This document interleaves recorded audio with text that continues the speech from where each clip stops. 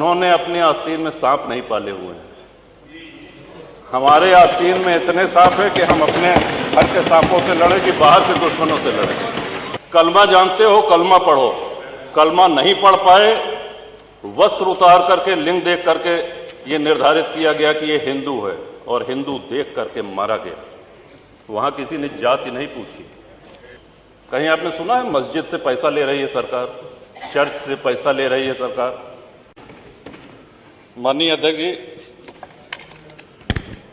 बहुत बहुत आभार। और आपने हमेशा बराबरी का व्यवहार किया है, तो हम भी ये अपेक्षा करते हैं कि जैसे 10 मिनट 11 मिनट आप लोग बोले तो आपसे किसकी बराबरी हो सकती है? ठोक देते हैं तो अब लड़खड़ा जाएगा। आपसे किसकी बराबरी हो सकती है? किसी की नहीं हो सकती। माननीय नेता सदन ने विजन डॉक्यूमेंट पे ये 24 घंटे का ऐतिहासिक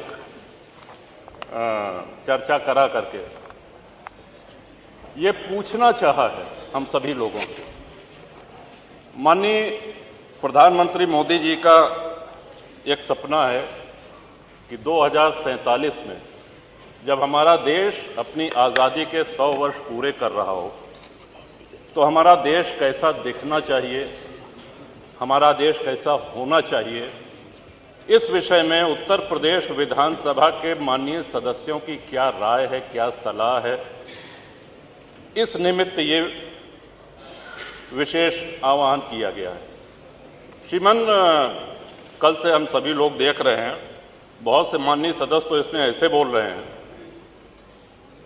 जैसे ये बजट पे बोल रहे हों या धन्यवाद प्रस्ताव के विरोध में बोल रहे हों। हम लोगों को अपनी राय देनी है, अपने सुझाव देने हैं। वो सुझाव यदि मानने लायक हुआ तो मानेंगे, नहीं मानने लायक हुआ कोई बात नहीं। इस तेजी से बदलती हुई दुनिया में नई तकनीकें आ रही हैं, उसमें हम कैसे आज विश्व के साथ खड़े रहें।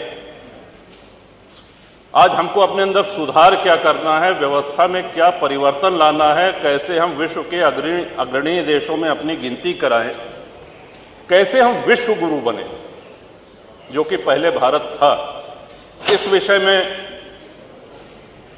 सुझाव देने के बजाय लोगों की आवाज आती है कि साहब 47 की बात छोड़ दीजिए, 2027 में हम आ रहे हैं। अरे कहीं मोदी जी ने कहा है क्या कि 2047 में हम ही प्रधानमंत्री रहेंगे, या नेता सदन ने कहा है क्या कि 2047 में हम मुख्यमंत्री रहेंगे?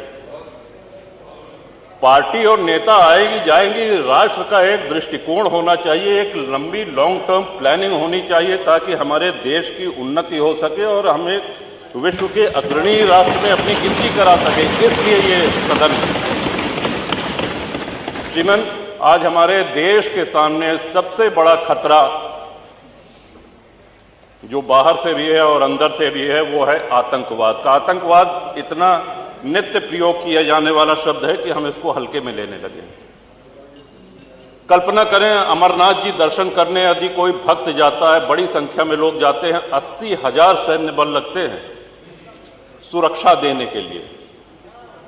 क्या हम कल्पना कर सकते हैं अगर वहां सेना और सैनिक बल न हो तो जो श्रद्धालु हैं, जो दर्शनार्थी हैं, क्या वो दर्शन कर सकते हैं?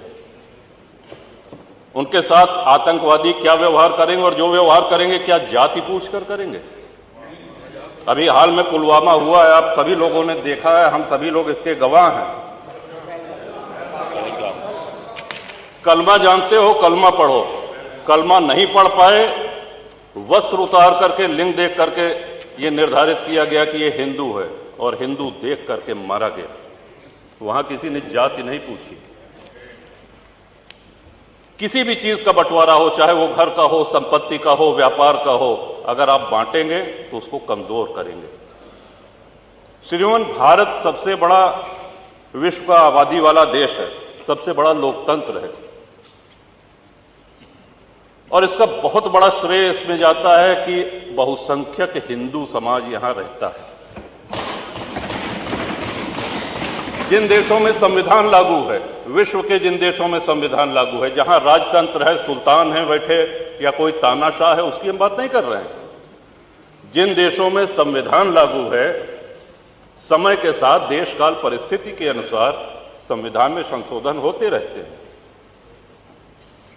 लेकिन जिन देशों में संविधान लागू है, क्या कहीं उसका प्रिएम्बल, क्या कहीं उसकी प्रस्तावना बदली गई है? विश्व में एक भी देश ऐसा नहीं है जहां प्रस्तावना ही उठा के बदल दी जाए। संविधान शिल्पी बाबा साहब अंबेडकर, संविधान सभा के अध्यक्ष बाबू राजेंद्र प्रसाद, पंडित जवाहरलाल नेहरू, सरदार पटेल, सरोजनी नायडू जी, कृपलानी जी, ऐसे ऐसे विद्वानों ने मिलकर के हमारे संविधान की रचना करी और उसकी प्रस्तावना को ही 1976 में इमरजेंसी में, आपातकाल में, एक झटके में, जब देश में लोकतंत्र नहीं था, बदल दिया गया।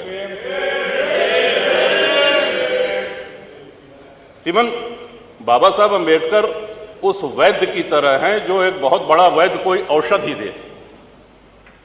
अब आप पहुंच जाइए बीच में कि नहीं साहब इनसे बड़े तो हम वैद्य हैं, इन्होंने क्या कहा, ये गर्म पानी के साथ लेना है, गर्म नहीं ठंडे दूध के साथ लो।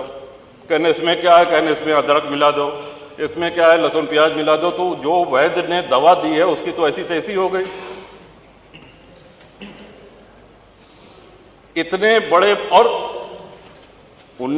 2047 में सबसे जरूरी है भारत की जनता को जागरूक करना। लोकतंत्र के साथ जब भी कुठाराघात होता है, जब भी उपहास होता है लोकतंत्र का, जनता को बोलना पड़ेगा, बोलना पड़ता है। नेता कितना भी मजबूत हो, राष्ट्र कितना भी मजबूत हो, लेकिन राष्ट्रवासी वो जागरूक हों, मुखर हों। और इसके पीछे शिक्षा प्रणाली एक बहुत बड़ा कारण है। मैकाले की शिक्षा प्रणाली ने हमको हीन भावना सिखा दी है। आज हमारे गुरुकुल बंद हो गए हैं। धीरे धीरे ये प्रयास हो रहा है कि हमारा गौरवशाली इतिहास आज हमारे बच्चों तक पहुंचे और उसके लिए इंटरनेट जैसी कई सुविधाएं उपलब्ध हैं। श्रीमान, भारत में लगभग हर प्रमुख धर्म का व्यक्ति रहता है। हिंदू हैं, मुसलमान हैं, सिख हैं, ईसाई हैं, लेकिन किसी भी जैन हैं, किसी भी अन्य धर्मानुयायी के धर्मस्थल से पैसा नहीं लिया जाता है। कहीं आपने सुना है मस्जिद से पैसा ले रही है सरकार, चर्च से पैसा ले रही है सरकार? लेकिन 4 लाख के ऊपर हिंदू मंदिर ऐसे हैं जो सरकारी नियंत्रण में है और सरकार चढ़ावे का पैसा उनसे लेती है। जो भक्त जाता है, जो दर्शनार्थी जाते हैं, वो ईश्वर के प्रति अपना समर्पण करते हैं। सरकारी नियंत्रण मंदिरों पर से हटना चाहिए। आपके माध्यम से, इस सदन के माध्यम से अपनी ये बात पहुंचाना चाहेंगे श्रीमान। और हमारा स्पष्ट मानना है, लोगों ने जापान की तुलना करी कि साहब जापान कभी किसी का गुलाम नहीं रहा, और जापान हो, यूरोप के कई देश हों, उनके साथ सबसे बड़ा फायदा जानते हैं क्या है? उन्होंने अपने आस्तीन में सांप नहीं पाले हुए हैं। हमारे आस्तीन में इतने सांप है कि हम अपने घर के सांपों से लड़े कि बाहर के दुश्मनों से लड़े। आपका इशारा हो गया श्रीमान, 2 मिनट। बहुत अच्छे हो, इशारा समझते हो।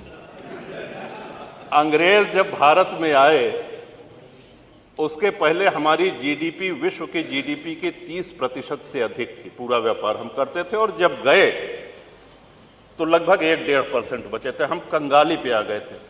अंग्रेज जब आए तो 60 से 70 हजार अंग्रेज सैनिक थे कुल, और उस समय अविभाजित भारत की आबादी 60 करोड़ थी। 1857 की गदर के बाद, स्वतंत्रता संग्राम के बाद, वो संख्या अंग्रेज सिपाहियों की 80,000 से 1 लाख हो गई। आप कल्पना करें, 60 करोड़ लोगों पर 1 लाख अंग्रेज सैनिक हुकूमत करते रहे, हमारा खून चूसते रहे। क्यों? क्योंकि हम मौन रहे, हम निष्क्रिय रहे। और आजादी के बाद भी हमको अहिंसा का एक ऐसा पुट पढ़ा दिया गया कि अहिंसा परमो धर्मा। हाँ ठीक है, अहिंसा परमो धर्मा है, लेकिन इसकी दूसरी पंक्ति है अहिंसा परमो धर्मा धर्म हिंसा तथैव च। इन्हीं शब्दों के साथ आपका आभार व्यक्त करते हैं श्रीमान। और कुंभ की चर्चा आई तो कुंभ में मैंने प्रवास किया श्रीमान। देश विदेश में कुंभ की चर्चा हुई, प्रशंसा हुई, और एक छोटे से छोटे सफाई कर्मी से लेकर के बड़े से बड़े अधिकारी ने अपनी पूरी ऊर्जा लगा दी।